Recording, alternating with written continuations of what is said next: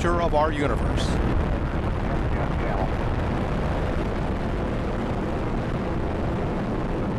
Bypass across the ایزڈ plus T V کے معزز ناظرین تمام دوستوں کو السلام علیکم۔ ناظرین گرامی، مسجد اقصی کے سین سے شروع ہونے والا تصادم رفتہ رفتہ پھیلنے لگا ہے۔ اسرائیل پر یکے بعد دیگرے 7 میزائل فائر کر دیے گئے ہیں۔ حالات اس قدر سنگین ہو چکے ہیں کہ اسرائیل فورسز نے مسجد اقصی کے قریب بسنے والے مسلمانوں کو گھروں سے بے دخل کرنا شروع کر دیا ہے۔ کیا اب بھی امت مسلمہ سوئی رہے گی؟ کیا اب کی بار بھی صرف بیانات سے کام لیا جائے گا؟ اور مسلم امت میں اتنا دم ہے کہ اسرائیل جیسے ناجائز ریاست کو للکار سکے؟ یہ وہ سوالات ہیں جو سسکی ہوئی معصوم اپنے بھائی کی لاش پر نوح کنا ہوتے ہوئے ساتھ ساتھ پوچھ رہی ہے۔ ماہ سیام کے آخر میں یہودیوں نے جو ظلم کی داستان رقم کی، اس کی مثال تاریخ میں نہیں ملتی۔ جب سے کشیدگی شروع ہوئی ہے، اسرائیلی کتے مسلم امہ کو نوچنے میں لگے ہوئے ہیں اور مسلم امہ خواب غفلت میں مزے لے رہے ہیں۔ ناظرین کرام، مسجد اقصی مسلمانوں کے لیے مقدس مقام کی حیثیت رکھتی ہے۔ یہودی بھی مسجد اقصی کو مقدس مقام کے ساتھ جانتے ہیں کیونکہ یہ تعمیر حضرت سلیمان علیہ السلام کی وجہ سے ہے۔ اس لیے دونوں مذاہب کے پیروکار آپس میں الجھتے رہتے ہیں۔ ناظرین گرامی، اس تصادم کے بعد مسجد اقصی کے امام نے پوری دنیا کے مسلم حکمرانوں سے اپیل کی ہے کہ اب وقت آ گیا ہے کہ اسرائیلیوں کو سبق سکھائیں۔ اگر مسلم حکمران نے کچھ نہ کیا تو مسجد اقصی بھی ان کے ہاتھ سے نکل جائے گی، جس کے بعد تباہی کے سوا کچھ بھی نہیں بچے گا۔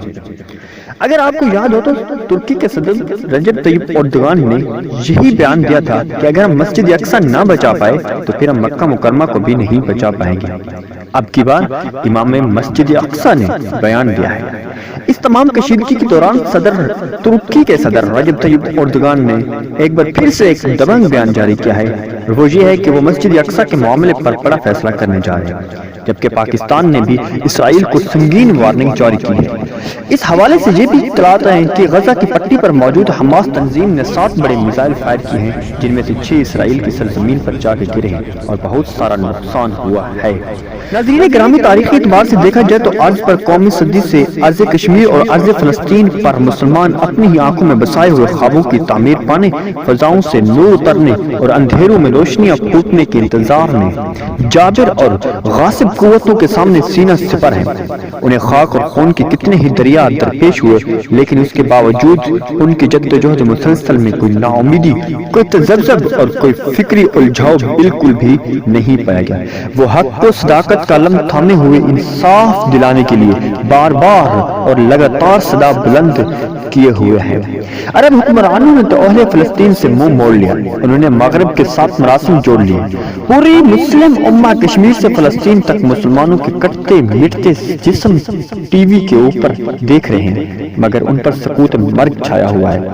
سوال یہ ہے کہ اس سنگین مسئلے کا حل کیا ہے؟ دانشوروں کے مطابق اس کا حل صرف اور صرف جنگ ہے، جو ہر قیمت میں لڑی جائے گی، اور اس حقیقت سے جتنی بھی چشم پوشی کی جائے ان کا انکار نہیں ہے ممکن۔ کشمیر اور فلسطین اس دن آزاد ہوں گے جس دن پاکستان اور ترکی اور دیگر مسلم ممالک اپنی فوجی میدان میں اتاریں گے، اور اب دیکھنا یہ ہے کہ یہ فیصلہ کب ہوتا ہے۔ ناظرین، آج کی ویڈیو کے لیے صرف اتنا ہی۔